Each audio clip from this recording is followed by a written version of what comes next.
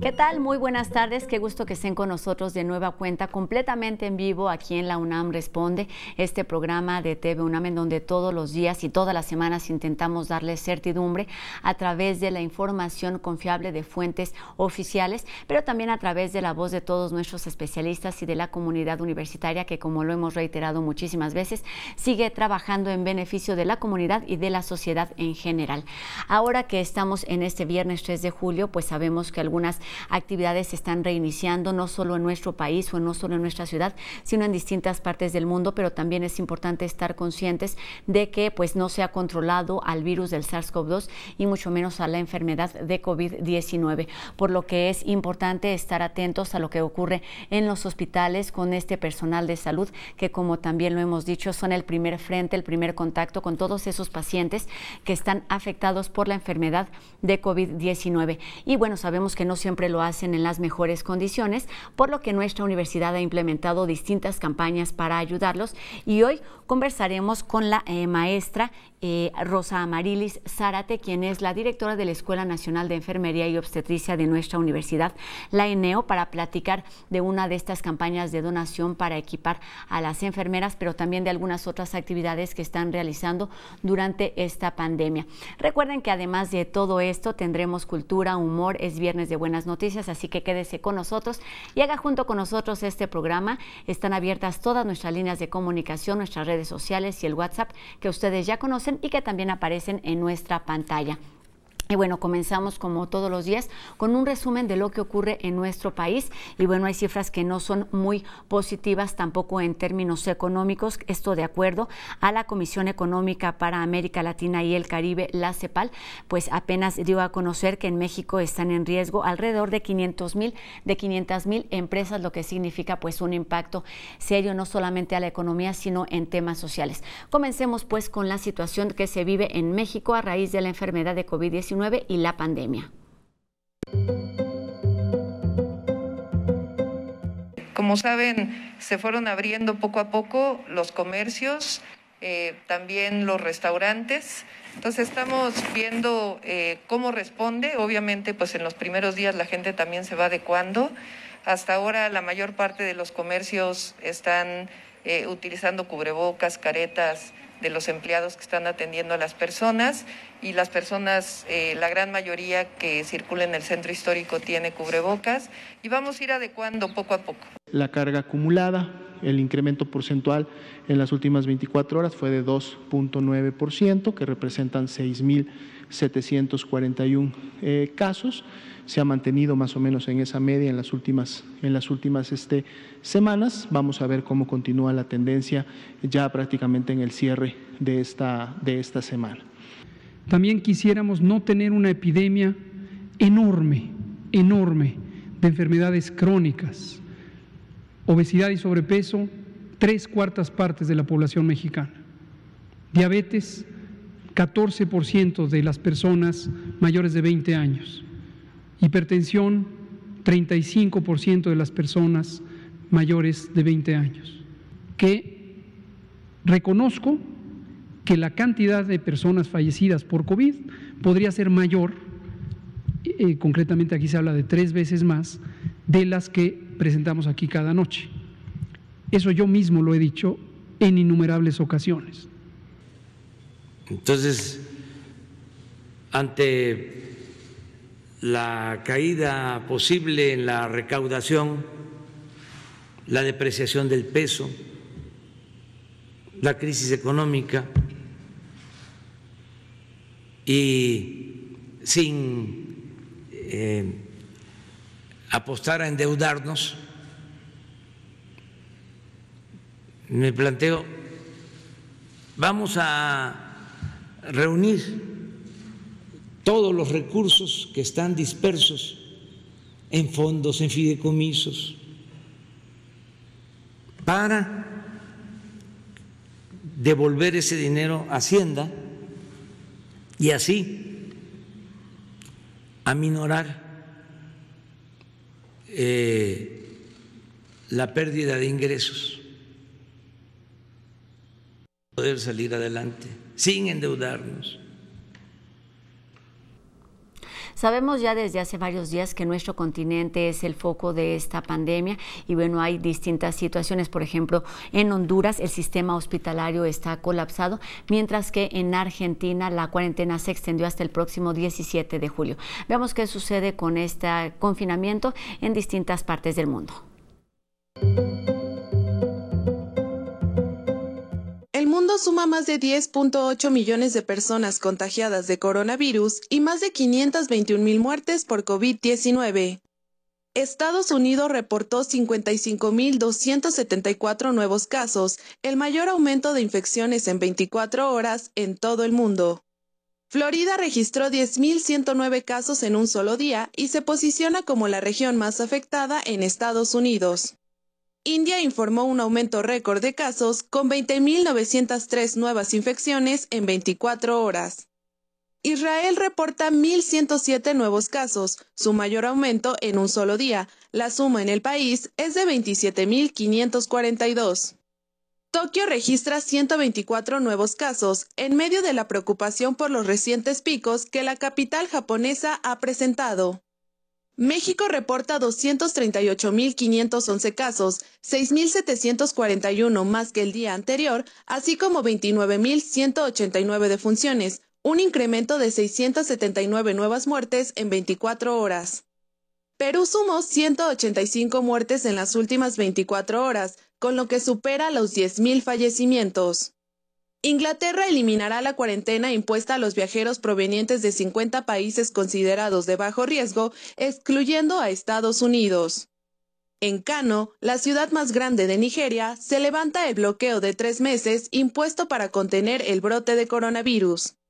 Kazajistán bloqueará 2 ciudades más, Osequemen y Semey, a partir del 5 de julio debido al incremento notable de casos.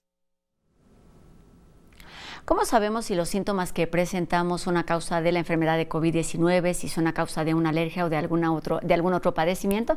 Esto nos explica enseguida el doctor Carlos Rosales del Instituto de Investigaciones Biomédicas de nuestra universidad. Buenas tardes, doctor. Buenas tardes. Mando un saludo a Rosa y a todo el equipo de la UNAM Responde. Ahora seguimos con más preguntas de nuestro público. Nos preguntan, ¿cómo puedo saber si mis síntomas son de una alergia, de una gripe o de COVID? Ya hemos revisado antes cómo son los síntomas para la enfermedad COVID-19, pero repasemos. Si tenemos una alergia, normalmente no aparece fiebre, no hay tos. Estas son síntomas que aparecen en COVID-19. Si estornudamos mucho, ya el escurrimiento nasal, esto es típico de una alergia, pero muy raro en COVID. Y en el resfriado común puede aparecer o no. Lo que sí es muy frecuente en el COVID-19 y no en una alergia es el dolor de cabeza fuerte y una sensación de cansancio generalizada. En algunos pacientes se desarrolla la dificultad para respirar. Entonces, si usted tiene síntomas como de gripe, no hay que alarmarse. Cuando tenga fiebre alta, tos fuerte, dolor de cabeza constante, entonces sí debemos pensar que tenemos que buscar atención médica pronto. De cualquier forma, la decisión de qué hacer reside en el médico. Si usted tiene síntomas de gripe, quédese en casa. Si se siente más grave, acuda a su médico y él le dará instrucciones de cómo proceder. Gracias, cuídense mucho. Regresamos ahora al estudio con Rosa en TV UNAM. Gracias, doctor. Sabemos por cifras recientes que poco más de 45,000 miembros del personal de salud de nuestro país se ha contagiado con la enfermedad de COVID-19. Para acercarnos un poco a esta realidad, pero también para saber lo que está haciendo la Escuela Nacional de Enfermería y Obstetricia de nuestra universidad, conversamos esta tarde con la maestra Rosa Amarilis Zárate Grajales, directora de la ENEO y también especialista en cuidados intensivos que colabora, por ejemplo, con la Organización Mundial de la Salud. Maestra, ¿cómo está? Buenas tardes. ¿Qué tal, Rosa? Muy buenas tardes. Gracias por la invitación. Un gusto saludarla de nueva cuenta aquí en este espacio de TV UNAM, la UNAM Responde, para hablar pues de este personal de salud que, como decimos, es este primer frente. Son muchas las preguntas que tenemos y el tiempo siempre se nos va muy rápido, así es que vamos a comenzar rápidamente. Doctora, maestra, ¿cuáles son estos lineamientos que siguen durante el servicio para proporcionar atención a los pacientes, en este caso por COVID-19, en los hospitales? Bueno, pues primero la formación de una enfermera, de un enfermero en nuestras universidades, en nuestra universidad particularmente, tiene definidos una serie de principios universales de limpio y sucio, y evitar el contagio de los pacientes, los que están infectados de los no infectados, y tenemos protocolos, ¿sí?, a partir de los cuales nosotros trabajamos. Tenemos protocolos definidos para las áreas de urgencias, para las áreas de primer contacto y también equipo de protección particular. No es lo mismo estar en un primer contacto que estar en un área de hospitalización o en una unidad de cuidados intensivos. Entonces, por ejemplo, hay protocolos para el primer contacto en las áreas de urgencias, en donde se tiene que hacer un filtro sanitario y a partir de ahí un triage. Y para cada uno de ellos hay una vestimenta en particular.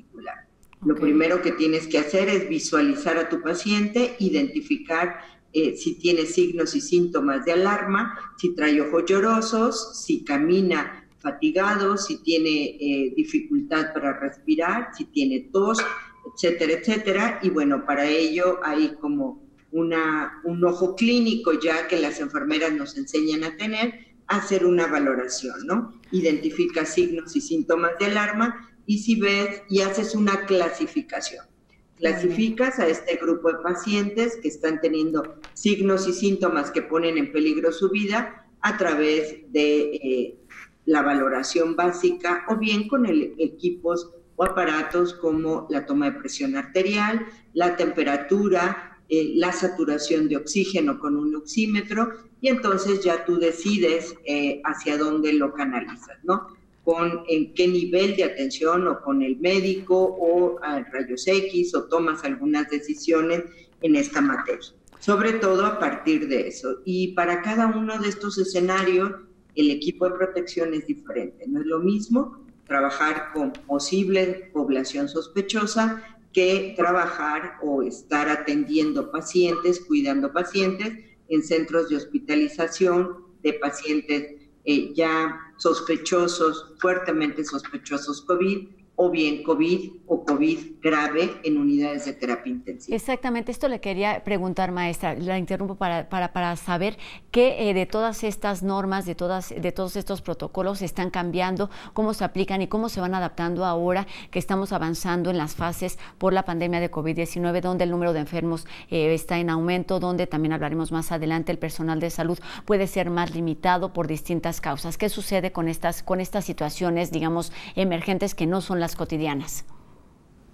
Bueno, las instituciones de salud desde el mes de diciembre, enero de este año, del año pasado y de este año, definieron una serie de actividades porque se veía llegar la pandemia de un virus poco conocido, altamente contagioso y del que no se tenía tratamiento específico. Entonces se empezaron a preparar las unidades y enfermería participó en todo este protocolo.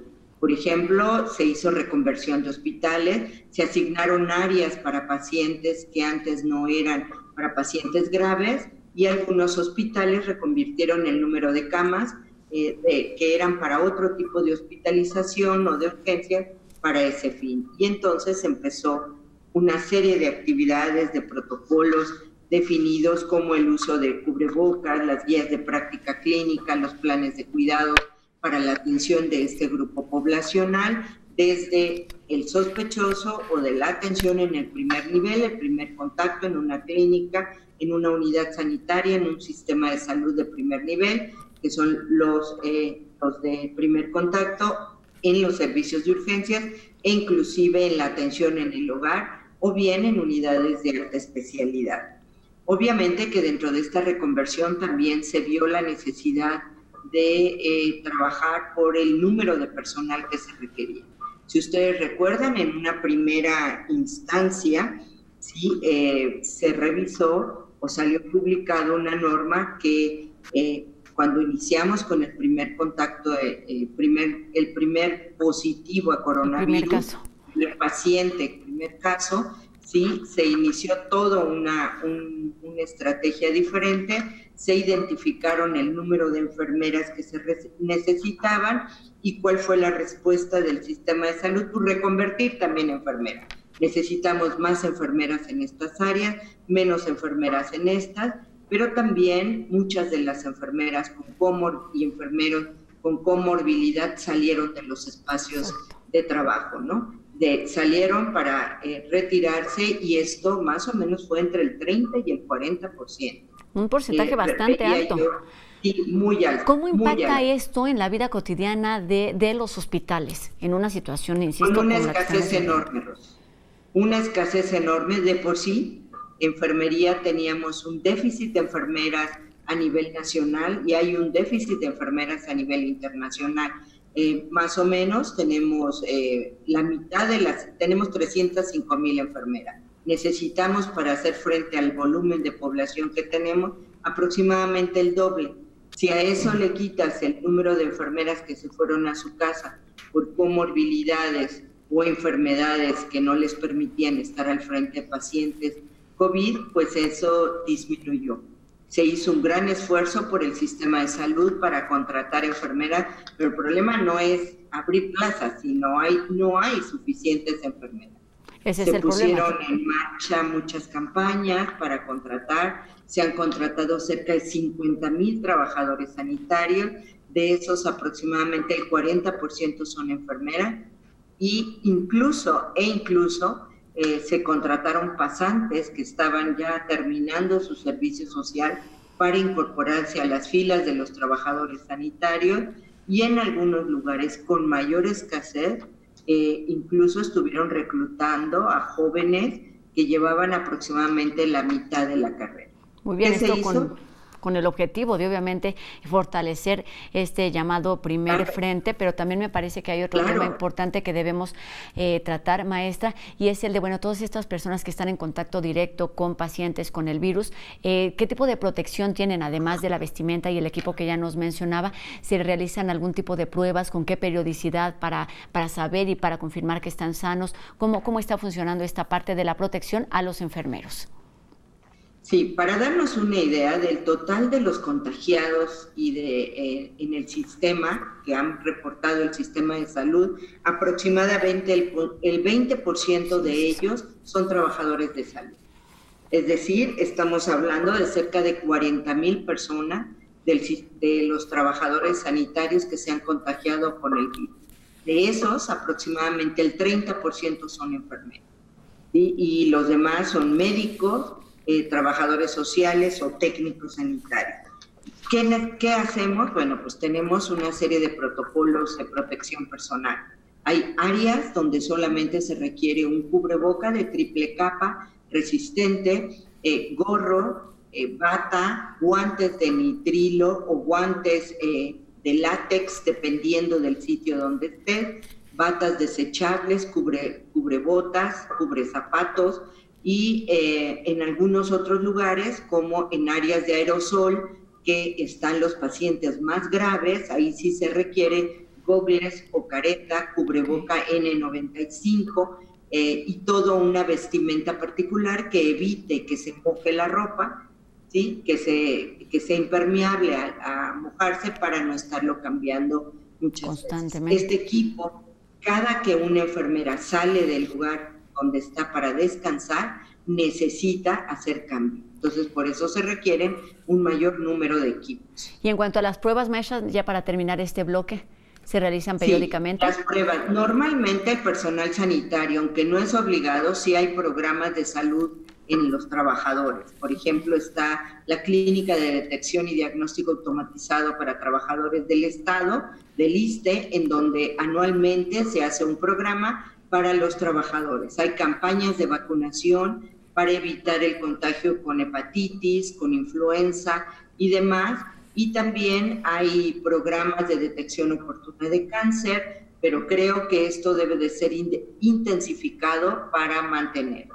Cuando se detecta que una enfermera o enfermero es sospechoso de COVID o tuvo contacto sin protección con pacientes COVID, entonces se hacen las pruebas específicas para la detección de COVID, se retira a la persona, a la enfermera, al enfermero, se va a su casa si no tiene síntomas graves o bien se hospitaliza si tiene otro tipo de síntomas. En caso de requerirlo, pues importantísimo esto que nos está mencionando, maestra, porque quizás a veces se nos olvide que estamos tan focalizados en lo que sucede con la enfermedad de COVID-19, pero no debemos olvidar que hay ahí todos estos pacientes que se siguen presentando y que estas complicaciones pues siguen tanto de cáncer y de algunas otras que pues requieren una atención periódica, más las que van surgiendo. Maestra, le pido que nos permita unos minutos, se terminó nuestro primer bloque de entrevista, regresaremos para conversar sobre lo que está haciendo la ENEO durante esta contingencia, sobre los programas de apoyo y muchísimo más después de la pausa. Antes los dejamos con un adelanto de lo que podrán ver este domingo por TV UNAM en una emisión más de Vindictas. Veamos. Siempre he pensado que todo ha existido desde hace mucho tiempo y que intuitivamente andamos y desandamos los mismos caminos de la creación. Exploramos y repetimos en el trayecto los mismos esquemas, los mismos patrones, para llegar a ideas con las que podamos desarrollar una obra, desde luego con conocimientos técnicos suficientes, además de la destreza en el manejo de las herramientas apropiadas. Mi camino en especial fue dando vueltas hacia los libros de artista, actividad en la que me he ocupado felizmente desde los años 70, produciendo, imprimiendo, editando, coleccionando e investigando sobre nuevas formas y conceptos, lo que hace que cada vez sea más difícil escoger y seleccionar.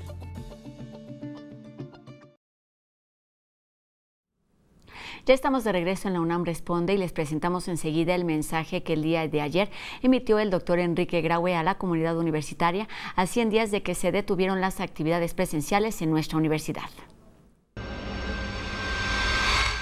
Universitarias y universitarios, son ya 100 días desde que tuvimos que suspender las actividades presenciales en nuestra casa de estudios. 100 días en los que la universidad ha mostrado su resiliencia, su fuerza y su capacidad creadora.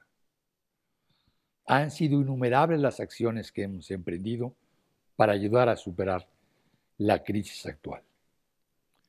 La pandemia nos ha mostrado nuevas formas de enseñar y aprender y del cómo podemos mantenernos unidos como comunidad. Algunas de estas formas de trabajo indudablemente permanecerán. Gracias a las tecnologías de la información, hemos atravesado fronteras y forjamos nuevos vínculos como universitarios y hoy estamos más conectados que nunca. Por todo ello, debemos estar muy orgullosos y satisfechos. A este orgullo y satisfacción por lo conseguido, se mezcla este sentimiento de dolor por la pérdida irreparable de integrantes de nuestra comunidad. Por ellos y ellas, la universidad está de luto y por mi conducto, la universidad les expresa a sus seres queridos las más sentidas condolencias. Distintos indicadores parecen señalar que la pandemia empieza a estabilizarse en algunas regiones del país, mientras que en otros la emergencia persiste. La universidad, como se ha anunciado, no regresará a sus actividades antes de la conclusión del periodo vacacional previamente establecido en el calendario escolar. Serán, en consecuencia, estas unas vacaciones diferentes. Actúen con moderación y prudencia. La posibilidad de contagios aún persiste. Este no debe ser un periodo vacacional para relajar medidas de prevención y protección personal. Usen el cubrebocas siempre que estén en contacto cercano con otras personas. Cuídense ustedes y cuiden a sus familiares y amigos. Pero disfruten y descansen. Ha sido para todas y todos un gran esfuerzo el intenso trabajo desplegado en estos 100 días. Seguiremos en contacto y muchas gracias por su atención. Por mi raza, hablará el espíritu. Y en otro tema vamos con otra cápsula que nos han preparado los jóvenes reporteros de En Trending en esta ocasión sobre el respeto a la diversidad. Soy Alitzel Hernández, soy lesbiana y soy parte de la diversidad sexual. Soy Gustavo Jiménez, soy homosexual y formo parte de la diversidad sexual. Soy Dana, soy bisexual y formo parte de la diversidad sexual. Yo soy Sofía, soy trans y soy parte de la diversidad sexual. Mi nombre es Ari Barrios, soy intersexual y soy parte de la diversidad. Soy Efraín Morales Ortiz, soy asexual y formo parte de la diversidad. Soy Gita Stolfi, soy una persona pansexual y soy parte de la diversidad. La historia detrás de las siglas LGBTTIQAP comienza en 1980 con un movimiento social que exigía la legalización de la homosexualidad, principalmente para personas gays, pero fue cuando grupos de mujeres lesbianas se hicieron presentes para exigir lo mismo, lo que dio vida al activismo GL. Para el 2007, ya se había incluido la letra T de transexual, transgénero y travesti, y la letra B de bisexual. Actualmente las letras I, Q, A, P también forman parte de estas siglas, incluido el símbolo más, que hace referencia a todas las orientaciones, preferencias sexuales, identidades y expresiones de género o condición biológica. Las primeras letras LGB hacen referencia a la orientación sexual. La L representa el grupo de lesbianas, mujeres atraídas por su mismo género. G representa a los hombres gay atraídos por personas de su mismo sexo. Y la letra B representa a personas bisexuales atraídas por ambos géneros. Las primeras dos letras T hacen referencia a la identidad de género, transexual, a quien biológicamente no corresponde a su preferencia sexual, nació con genitales masculinos o femeninos, pero no se siente identificado y se somete a tratamientos químicos o cirugías para poder cambiarlo. La segunda T de transgénero tampoco se siente identificado con su cuerpo u órganos sexuales, pero decide cambiar por decisión sin modificaciones físicas. La tercera T hace referencia a una expresión de género travesti, es quien decide vestirse y expresarse diferente al género que es, pero no necesariamente tiene preferencia sexual hacia alguien de su mismo género. La letra I corresponde a características biológicas, es decir, intersexual, que identifica a personas que nacen con combinación de características biológicas femeninas y masculinas.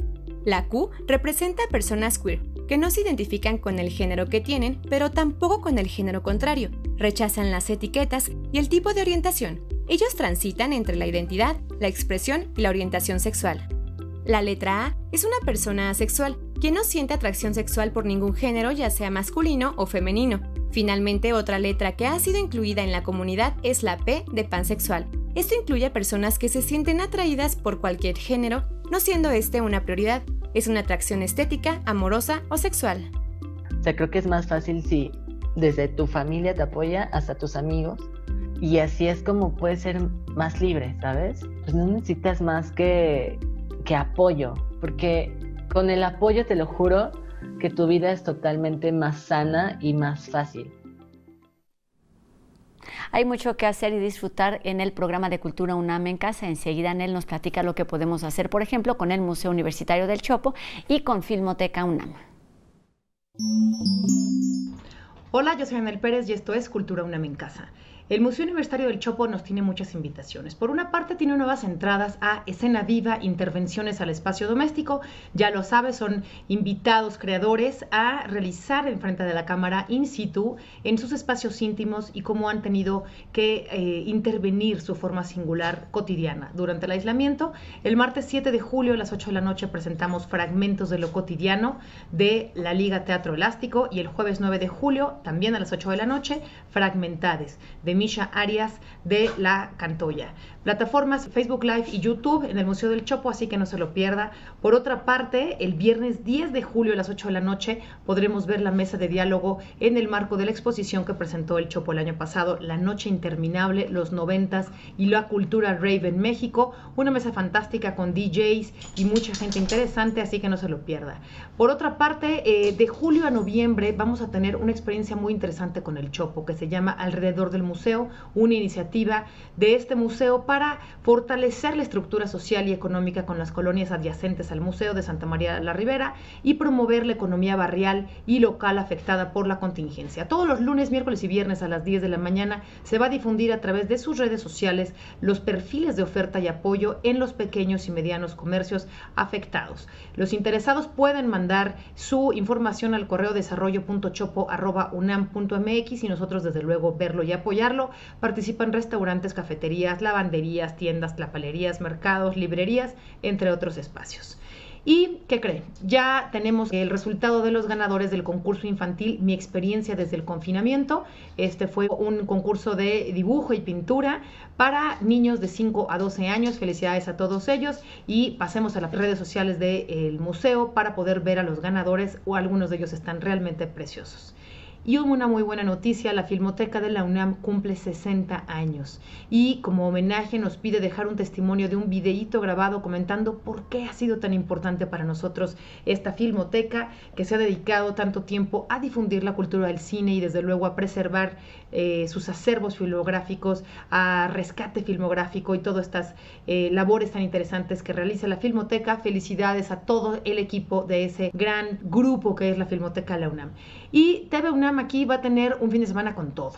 Comenzamos hoy en punto a las 6 de la tarde con un especial por el tercer aniversario luctuoso de José Luis Cuevas con un programa que se llama La Creación Artística Cuevas. El sábado tenemos teatro universitario con Aves alborozadas en la montaña de He Ya, una obra bastante interesante que tiene que ver con dinámicas sobre la memoria y la realidad. Interesante, véala a las 10 de la noche. Y el domingo en punto de las 12 del día lo invito a ver un concierto de la Orquesta Sinfónica de Minería, que en esta ocasión Carlos Miguel Prieto, su director artístico, y Agustín Jadeli con el violín nos presentan Obertura de Egmont de Brahms y el concierto para violín de Mahler. Así que muchísimo que ver y muchísimo por hacer. La próxima semana la UNAM presenta vacaciones, así que 3 semanas Cultura UNAM en Casa dedicará a darle un espacio a la comunidad y a los públicos que han compartido con nosotros sus experiencias. Ya lo verá, lo espero el lunes. Seguiremos muy atentos y enhorabuena a la Filmoteca de la UNAM por estos primeros 60 años y también muchísimas gracias por todo el trabajo realizado. Y bueno, sabemos que la vida siempre tiene una dosis de humor y el equipo de No Memes nos lo demuestra con la siguiente cápsula. ¿Ya sabían que No Memes y la UNAM Responde unen fuerzas para darles lo mejor del cibermundo con un toque de humor? Aquí va un ejemplo.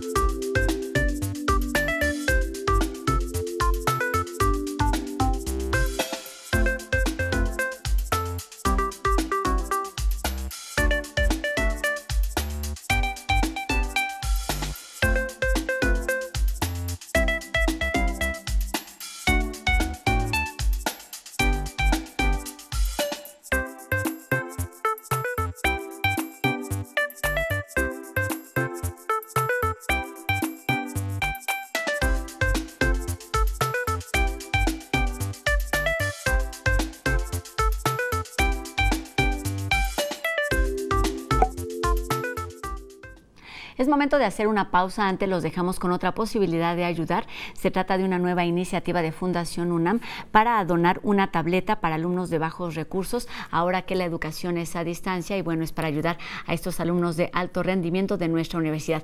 Enseguida la información y volvemos con más detalles aquí a La UNAM Responde. No se vayan.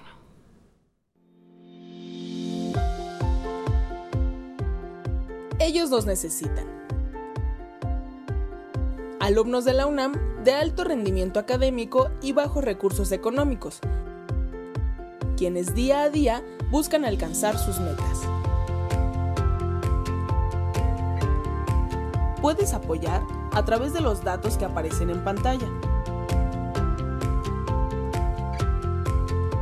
o también en www.fundacionunam.org.mx/dona una tablet. Ayúdalos a conseguirlas donando una tablet para alumnos de bajos recursos.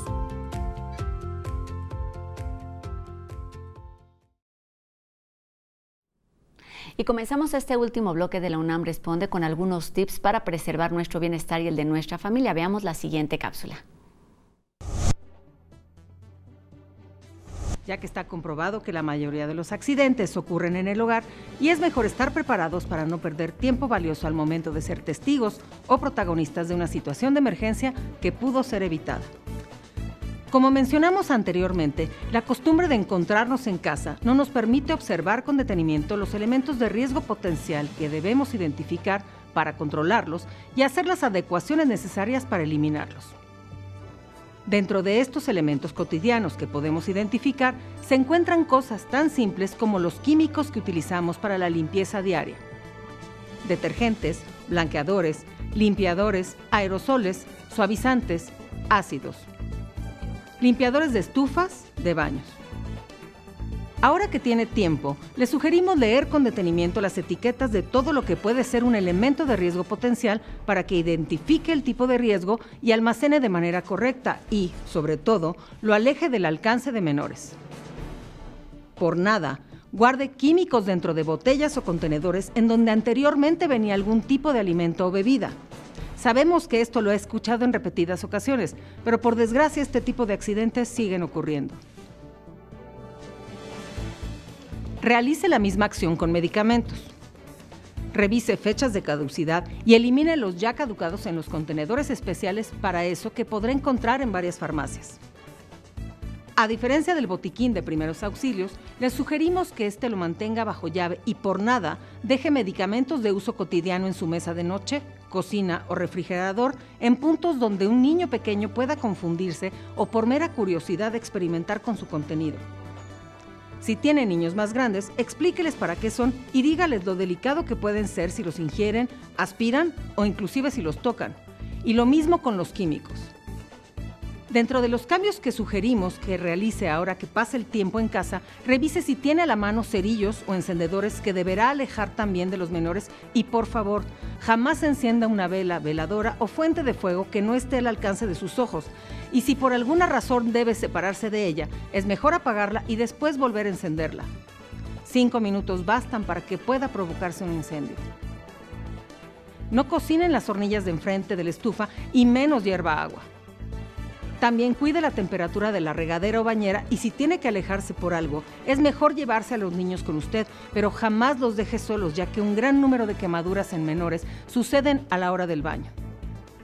Ponga mucha atención a estas recomendaciones que usted mismo puede identificar, controlar y adecuar, ya que una situación de emergencia puede dejar consecuencias que van desde una incapacidad leve, moderada, permanente o la muerte. Si durante un incidente dentro de casa considera que la situación está fuera del alcance de sus manos, siempre acuda a los servicios de emergencia y llame al 911. Acciones simples en familia pueden evitar accidentes. Muchas gracias.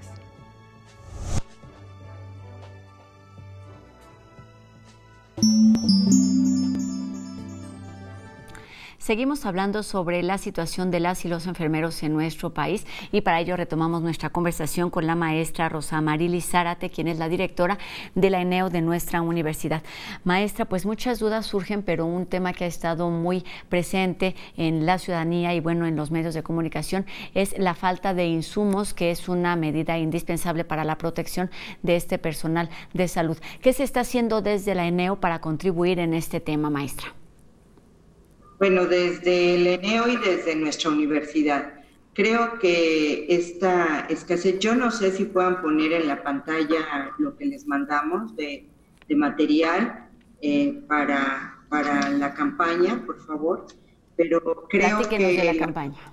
La sociedad, la participación de la iniciativa privada, de la sociedad civil organizada y de diferentes frentes han puesto solidariamente al servicio de las enfermeras y los enfermeros equipos de protección personal.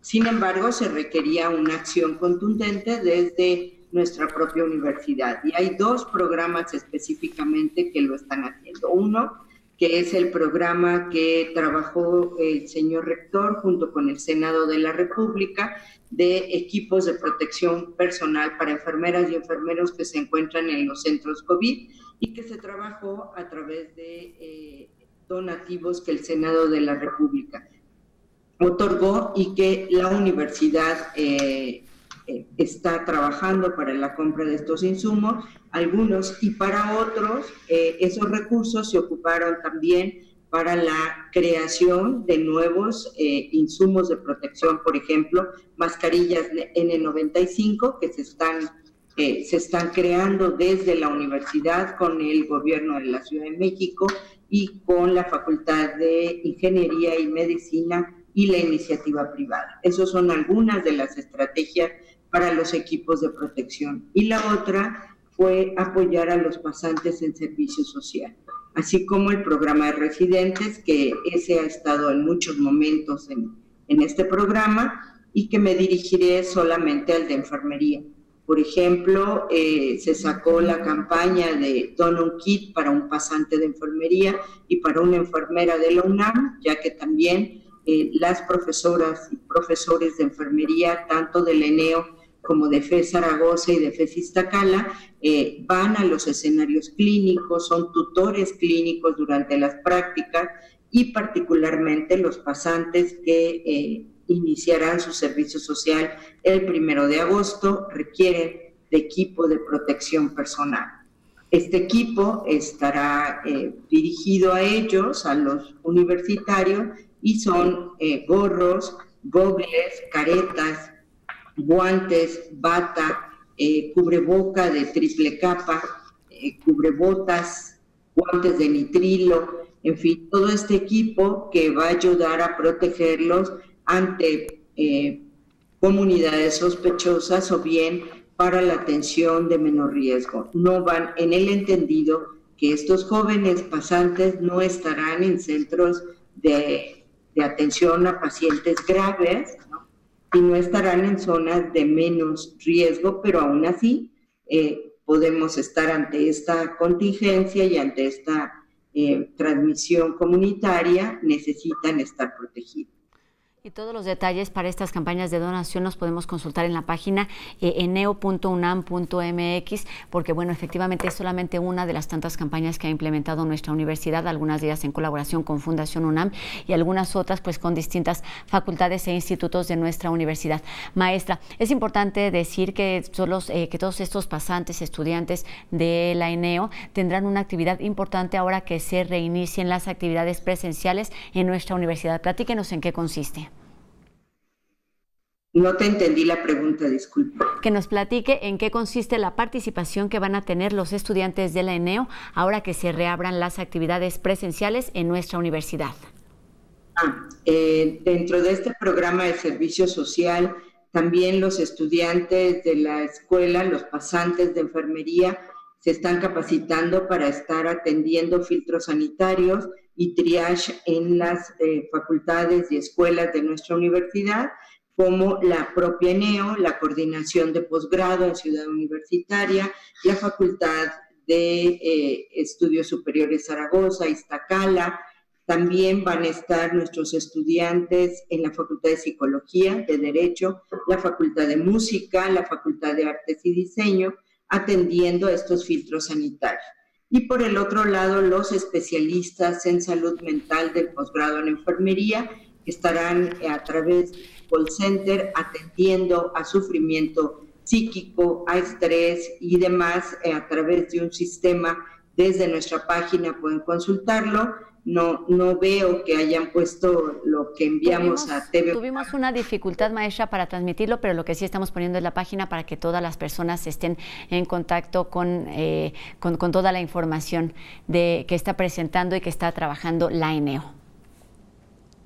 Entonces, bueno, en nuestra página los invito a que consulten la información. El call center está en la parte principal de nuestra página. Asimismo, los donativos a través de Fundación UNAM en www.eneo.unam/fundación y el call center en donde ustedes pueden entrar a eneo.unam/enfermería call center para que puedan solicitar servicios de atención remota para sufrimiento y angustia ante esta incertidumbre y asuntos relacionados con la salud mental, así como actividades que puedan disminuir el estrés de los jóvenes, de los estudiantes y de las enfermeras y los enfermeros de nuestra comunidad.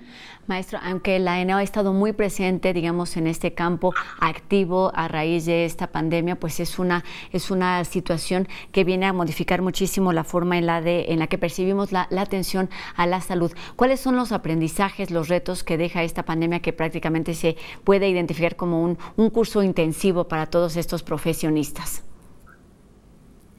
Bueno, lo que nos enseñó esta emergencia sanitaria fue primero que había que prepararse, ¿sí?, con anticipación. La segunda es que nos enseñó a que había que rápidamente reaccionar desde el terreno educativo con educación a distancia, con educación que muchas veces se ha pensado que no es de buena calidad y que ahora lo que se pensó es que la universidad estaba preparada desde hace muchos años. Lo que se identificó es eso, ¿no? La enseñanza de transitar a un modelo mixto de enseñanza y de aprendizaje.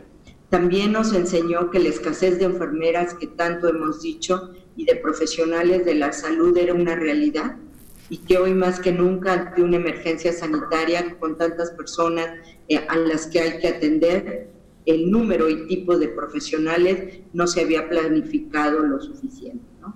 No tenemos políticas de planificación de cuántas enfermeras, especialidades y en dónde se necesitan más estas enfermeras. Entonces, eso nos enseñó. Nos enseñó también la solidaridad entre nosotros, que el trabajo en equipo entre médicos, enfermeras, técnicos, laboratoristas, epidemiólogos, investigadores, era necesario porque juntos saldríamos adelante.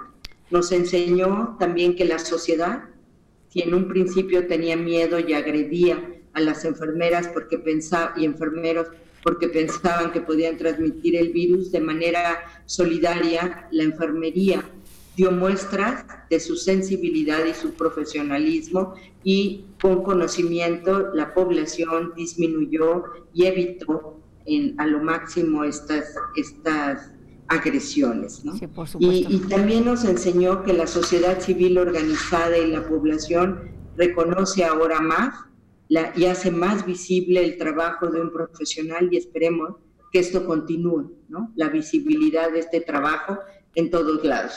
Y yo esperaría que también la propia universidad, los propios medios de comunicación le den un espacio a la enfermería universitaria para continuar, no solamente en tiempos difíciles, sino en todos los tiempos, para mostrar lo que una enfermera y un enfermero universitario puede hacer, sabe hacer y es humano para hacer de nuestra escuela y de nuestra universidad. Y es lo que está haciendo entonces un reconocimiento a todo este personal que está ahí en el primer frente de esta emergencia, pero que efectivamente no solamente sea durante estos meses complicados, escenarios que no se habían vivido recientemente, sino que sea un reconocimiento constante y continuo de parte de todos los niveles, desde el personal que está ahí en los hospitales, desde las instituciones y por supuesto desde la sociedad civil. Maestra, muchísimas gracias por estos minutos para la UNAM Responde.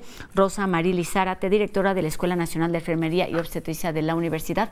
Terminamos este último bloque de la UNAM Responde precisamente con esta entrevista y con el reconocimiento, ahora que el 2020 fue reconocido por la Organización Mundial de la Salud como el año de la enfermería. Buenas tardes, maestra. Buenas tardes. Y bueno, tenemos más información aquí en la UNAM Responde. Es viernes de buenas noticias y comenzamos el mes de julio con iniciativas que ayudan a la solidaridad y también a fortalecer pues esta empatía con los otros. De esto nos habla enseguida Flavio Florencio. Hola Rosa, buenas tardes, ¿cómo estás? Hoy es un viernes de buenas noticias y causas solidarias, pero también es el primer viernes del mes de julio. Estoy muy contento de compartir con ustedes que durante todo este mes vamos a colaborar con Change.org, esta plataforma internacional que a través de sus firmas electrónicas generan un cambio en la sociedad, para que en nuestra sección que hemos venido trabajando durante todo este tiempo de la pandemia podamos reforzar el mensaje de estas causas solidarias que les he venido contando durante todo este tiempo. Con la participación de Alberto Herrera, que es el director de Change.org en México, le contaremos durante todo el mes de julio historias para que ustedes colaboren, para que apoyen y para que sean parte de este cambio. Bueno, Alberto, muchas gracias por participar este mes de julio en esta campaña que estamos haciendo dentro del programa como para concientizar sobre estas causas sociales, solidarias. Y antes de empezar, porque me gustaría que, si bien lo conocemos, tú nos puedas contar qué es Change.org. Claro, Flavio. Bueno, primero que nada, muchas gracias por la invitación. Change.org es una plataforma en Internet, es una plataforma completamente abierta, donde cualquier persona puede crear una petición para generar un cambio a su alrededor. Cambios de cualquier naturaleza, que pueden ser desde pedir que el IMSS provea de un medicamento específico para un familiar, hasta que se modifique una ley que impacta a una comunidad entera. Es una plataforma muy grande. En México hay más de 15 millones de usuarios de la plataforma que alguna vez han firmado una petición en Change.org y que pues hoy en día es de un uso muy recurrente ahora que la gente está en sus casas y no por eso pierde las ganas de contar sus historias y de transformar su entorno. Alberto, ¿y estas campañas, teniendo en cuenta que hay 15 millones de personas que firman estas campañas, son jurídicamente vinculantes?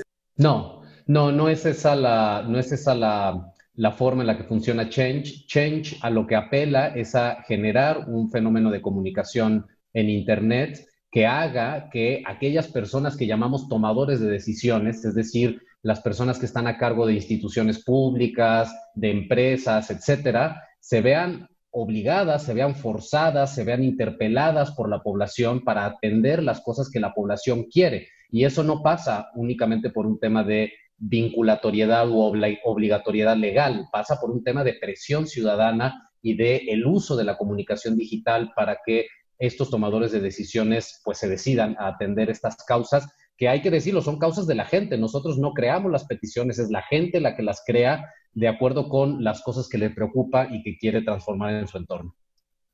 Perfecto. Entonces, hablando de presión ciudadana, cuéntanos hoy a quién vamos a presionar y para qué. ¿Qué causa vamos a promover hoy? Fíjate, Flavio, que desde que inició la pandemia ha habido un uso cada vez más frecuente de Change. Es una cosa muy impresionante. Se han creado más de 2,000 peticiones que tienen que ver con la COVID-19. Y esta es una petición que en particular me parece que es muy interesante porque habla de un fenómeno más grande que la historia misma que se cuenta ahí. Me refiero a una petición que creó una persona llamada Uciel Morales y que lo que hace es llamar al Instituto Mexicano del Seguro Social, al IMSS, a que no deje de proveer de medicamentos y de tratamientos para el cáncer. Una de las cosas que hemos escuchado recurrentemente como denuncias ciudadanas es que los hospitales que ahora están completamente volcados a atender la COVID-19 han dejado otro tipo de enfermedades de lado, y el cáncer es una de ellas, por lo menos según lo cuentan los propios familiares de personas que tienen a sus seres queridos en estos hospitales. En el caso de esta petición, en el caso del papá de Uziel, estamos hablando de una persona que se atiende en una clínica, que es la Clínica 17 en Cancún, Quintana Roo, y que él reporta que desde hace varios días les han dicho que tienen que ponerse en una lista de espera para poder acceder a un medicamento llamado Docetaxel, y que sencillamente el medicamento no llega. Y la desesperación es no saber ni cuándo va a llegar, ni cuándo se va a terminar este tema, digamos, de no contar con una atención médica particular por tener los esfuerzos dirigidos a la atención de la COVID-19. ¿Y cómo podríamos nosotros ayudar a Uziel a que lograra juntar la firma para que su padre pueda obtener este medicamento? La mejor manera de apoyar desde lo que está, desde la forma en la que Uziel está trabajando con la plataforma es firmar la petición, compartirla con la gente cercana y hacer todo el ruido posible alrededor para que el IMSS atienda finalmente este llamado de Uziel y de su familia. Y así como te platico de la petición de Uziel, espero que pues en las próximas semanas podamos seguir platicando de otras peticiones que tienen que ver con este mismo tema, con la COVID-19, pero también con todo lo que está pasando alrededor de la pandemia en México, desde aquello que la gente plantea como peticiones en change.org. Ojalá que tengan resultado. Creo que esta unión va a ser positiva para promover estas campañas y para que gente como el padre de Uziel puedan obtener su medicamento. Muchas gracias, Alberto. Nos vemos el viernes que viene para hablar de otra campaña y otras vidas y otras historias, como tú dices, ¿no? Claro que sí, Flavio. Justo estamos aquí para eso y con muchísimo gusto seguimos platicando. Un abrazo, amigo. Bye. Vale, abrazo. Chao. Ahí está la invitación. Es responsabilidad de todos seguir replicando estos mensajes para ser cada vez más solidarios y seguir cambiando la vida de muchas más personas. Y con estas buenas noticias y el compromiso de seguirnos cuidando para también cuidar a todos los demás, concluimos una emisión más de la UNAM Responde. Gracias a todos los que nos acompañaron del otro lado de la pantalla y a quienes hacen posible esta transmisión todos los días. Tenemos una cita el próximo lunes aquí en la UNAM Responde. Mi nombre es Rosa Brizuela. Adiós.